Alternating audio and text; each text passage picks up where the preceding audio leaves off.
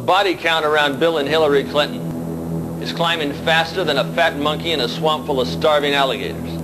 I think it's more than just a coincidence that so many of the president's advisors, his aides and attorneys, are being arkancided or chosen for premature funerals by the Faustian finger of fate.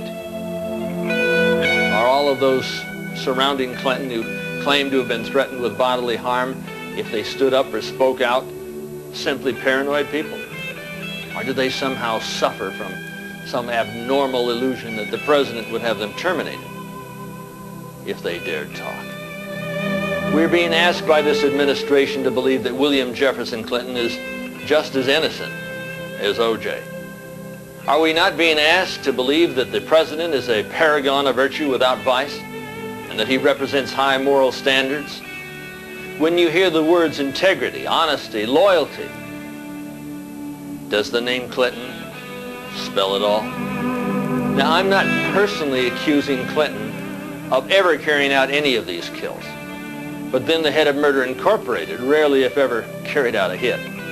The question then arises, are contracts for these kills carried out by some of his agency's Igors, the invisible government's obedient robotons? They, like Nazis, are taught to obey. They rarely, if ever, think for themselves. Agents of the FBI, the CIA, the ATF, and FEMA are generally obedient to the commander-in-chief. When they're not, they seem to have very early retirements. In fact, often their careers and their lives are brought to an abrupt halt, but none dare call it murder.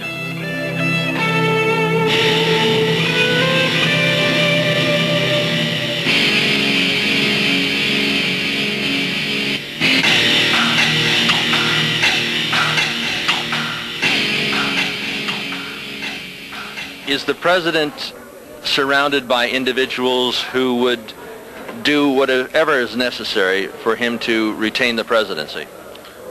Well, Anthony, I think that he certainly has a group of people that have been very aggressive in seeing that the truth does not come out on a number of scandals that involve him. We saw in the Paula Jones case the way that people like Paula Jones and the people that supported her were criticized and discredited. We see in Whitewater, I think, a pattern of obstruction where White House officials have not turned over to the committees and to the independent counsel the documents in a timely fashion. And the conflicting stories, you know, the documents, the billing records from the Rose Law Firm that suddenly reappeared in a room that very few people had access in the White House. Certainly, I don't think the butler did it. When we take a look at Vince Foster's accepted suicide by both the Democratic and Republican members of the Whitewater or Whitewash Committee, we see them accepting Vince Foster having gone out into this Marcy Park and walked some 600 or 700 feet and not having had any dirt on the bottom of his shoes. I mean, how can anybody buy into this? Well, look, as my boss told me when I was fired, everybody knows Vince Foster didn't commit suicide. It's a joke. It's a charade. The fact that the government keeps harping on the suicide scenario, it's just the ultimate cynicism, frankly, in my view. And in fact, Newt Gingrich has come out and said as much. To continue with this suicide story, to continue believing it, requires gullibility to the point of stupidity. And he's told Representative Klinger, go hold some real hearings on this, find out what really went on. I think they're realizing that this whole cover-up is falling apart in shreds. Isn't the President of the United States asking us to do what he asked Paula Jones to do? Are you serious? We are asked to believe certain things that I don't think add up. And, you know, I always joke that Mrs. Clinton's next book should be called It Takes a Village Idiot. It takes a village idiot to believe the stories, the cock and bull stories that we've heard about Vince Foster's death, about billing records that suddenly appear, about torn suicide notes that suddenly appear in briefcases that were already searched. There's a lot more here than just a financial land deal that took place in the 80s in Arkansas. This is about the abuse of power. The president seems to want a transference of power from the people to the president and the police, I mean, for all time. Yeah, that's what's going on. That's what frightens me the most. We hope in our own little way to try to cut that kind of power amassing off. Bill Clinton is attempting to do today exactly what Adolf Hitler did in Nazi Germany. Die geniale schöpferische Tätigkeit eines gestalteten Mannes zu einem neuen Imperium geworden. Nun ab und für immer eine Gleichmäßigkeit der politischen Intentionen in Reich und in den Ländern gewährleisten. Es ist Sache des Reichstags nunmehr seinerseits eine klare Stellung einzunehmen. Am Schicksal des Kommunismus und der sich mit ihm verbrüdernden anderen Organisationen ändert dies nichts. The cover-up story that the government has been purveying, it just doesn't wash. Reasonable people just aren't going to believe it. Let's cut the cover-up and get to the facts here. Personally, I am more inclined to believe, or I would be more apt to believe, that Clinton could walk on water before I could believe that Vince Foster could walk on air.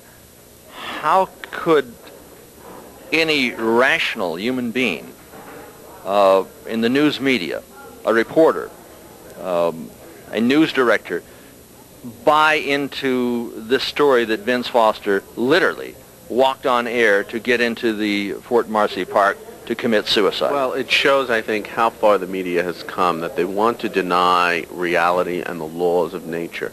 He was found with no soil or grass stains on his shoes, despite the 700 feet walk they claim he made. His eyeglasses they found 20 feet from where his head lay, are physically impossible. The position of the gun was physically impossible or unusual. There's so many things like this, dozens of them. It indicates, I think, that we're starting to believe the big lie. How many people have been Arkansided around Clinton? I believe the Arkanside count is approaching 40, and we've had a witness directly related to the Mena, Arkansas airport killed. I'm convinced it was a homicide, although the official ruling was the guy decided to drink enough mouthwash to die on. Pretty bad case of halitosis, or someone helped him along, which is... When we're talking about Arkansides, we're talking about murders disguised as suicides. Is there any doubt in your mind, any doubt at all, that the president has been involved in the cover-up of a massive narcotics ring, and has the president, through Dan Lasseter and his brother Roger, been involved in narcotics himself? There's no doubt in my mind the president has been involved in the cover-up. Most reporters will simply go along with the editorial policy of a newspaper or a publication, especially if they're one of those Cassius-controlled publications from New York. Well, I thought I was going along with procedures at Forbes as well. Unfortunately, some of the information I came across, including information about a Swiss bank account involving Caspar Weinberger, the publisher emeritus of the magazine, it hit a raw nerve, and next thing I know, I was asked to take a buyout or go on unpaid leave. I was, in effect, terminated. I just got too close to the truth.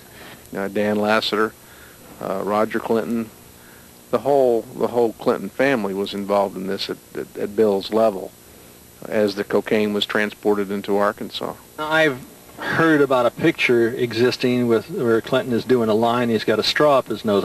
I've never been able to find that, but maybe somebody listening to the show will come up with that picture. It'd be most interesting. I'd like to see it on maybe front cover of something like Media Bypass. That'd be nice. I don't have such photo either. I think it'd probably be very unhealthy to own that photograph. You might be added to the Arkanside list. Keep in mind, people have had their arms broken just because they happen to have photographs of him going in and out of Jennifer Flowers' apartment.